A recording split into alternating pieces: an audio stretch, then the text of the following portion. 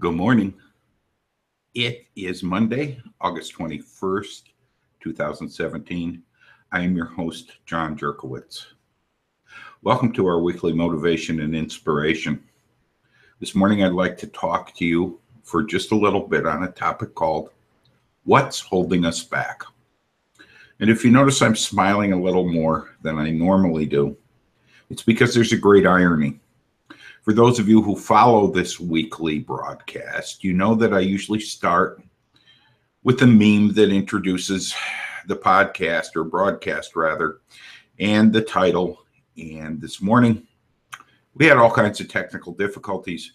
Really wasn't quite sure what was going on with the software I use.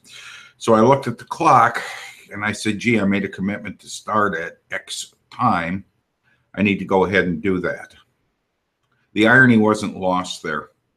It would have been real easy for me to say, well, this isn't going to work the way I want it to. And being as how I've inherited some familial traits of perfectionism that I'll never reach, I could have just thrown my hands up and said, boy, this week is really off to a bad start. But I didn't.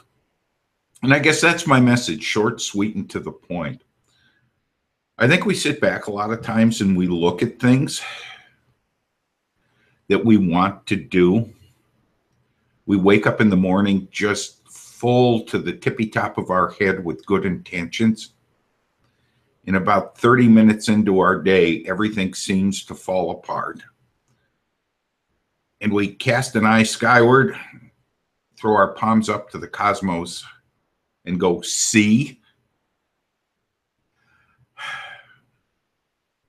I'd sit here all day and tell you why. But what it comes down to is that one small phrase,